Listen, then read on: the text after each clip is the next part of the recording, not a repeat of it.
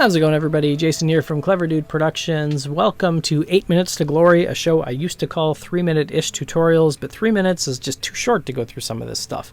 So, this is going to be about my default project that I use for Logic Pro X and how you can structure your projects to give you kind of the maximum flexibility when you get into your final mix stage. It's also a technique for getting to a scratch mix very, very quickly.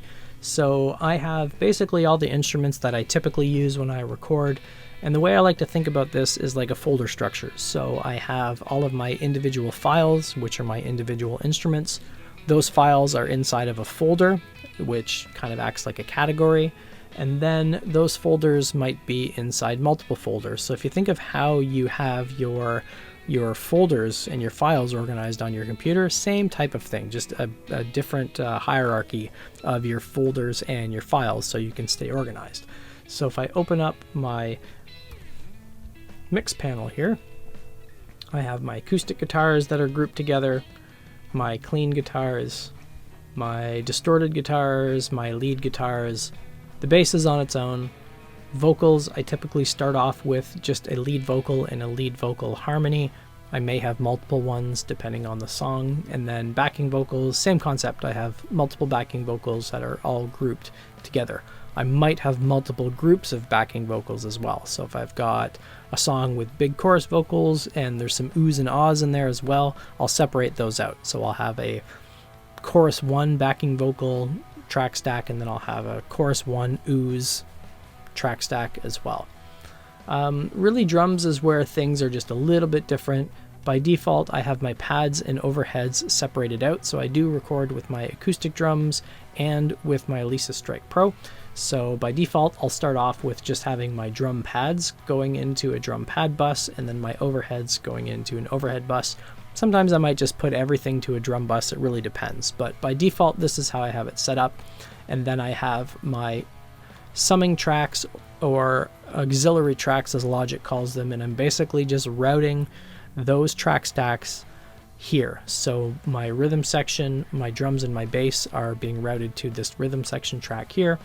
All of my electric guitars except for my lead guitars route here, and then everything else goes to an instrument track. So my rhythm section and my electric guitars output to this instrument track, and any of my individual tracks like my keyboards or my lead guitar bus will also output to this instrument track, and then of course everything there goes to my stereo out. So let me get into a little flowchart to show you why I have it set up this way and some things that it helps me with.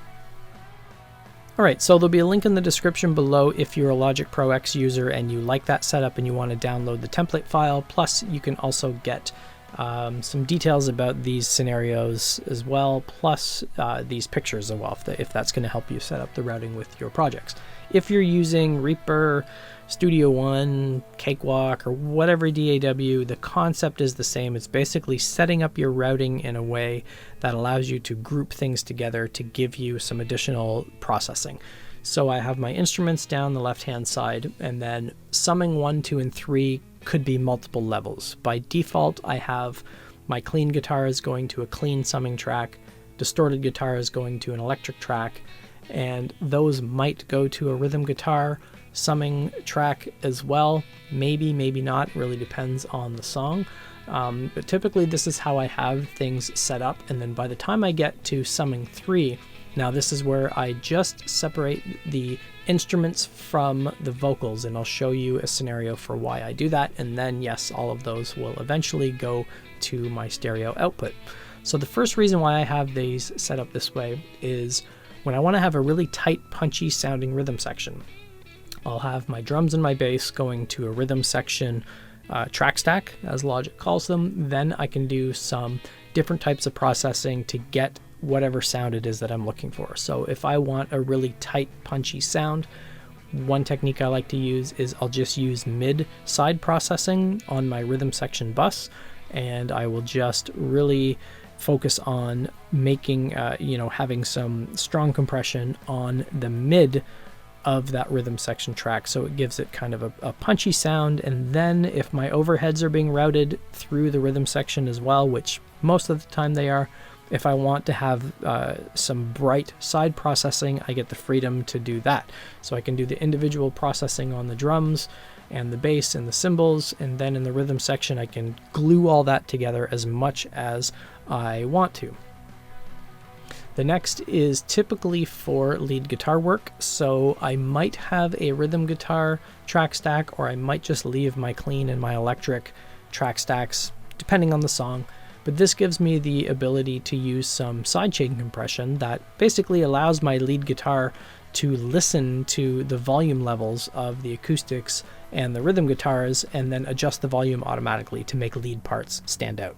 Sometimes I might have multiple lead guitar summing tracks or track stacks because I might have some clean guitar noodles and then I might have some heavily distorted delay reverb sounding guitars, and if I want more freedom with that processing, I can do that as well.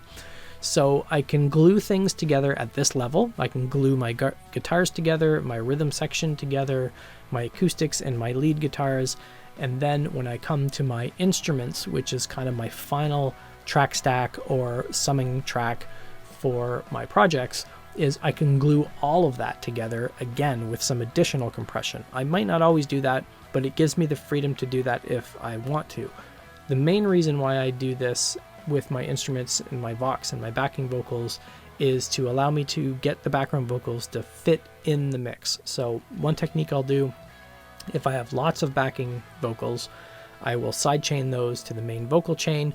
Then I can basically back off my backing vocals when the lead vocals are singing. So in a chorus, if the backing vocals line is exactly the same as the lead vocal line, I can back off the backing vocals, or I can process them just in the sides to give it kind of a wide, big, boomy chorus effect, and I still get clarity with my main vocals.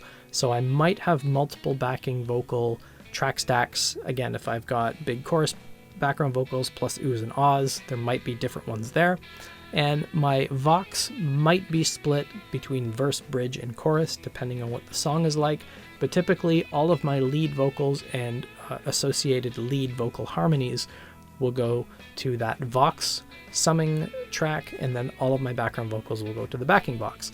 Now, the last step for me is typically using Wave's Vocal Rider, which allows basically my vox to listen to the volume level of the instruments, and then Wave's Vocal Rider automatically adjusts the volume, so you can experiment with getting your vocals to sit right in the mix.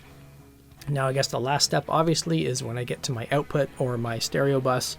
Now I can do some additional processing if I want to. So I can glue my guitars together, glue the rhythm section together, glue my backing vocal harmonies together, glue all of that together at the instrument and backing vocal summing track levels, and then glue it all together again on the output.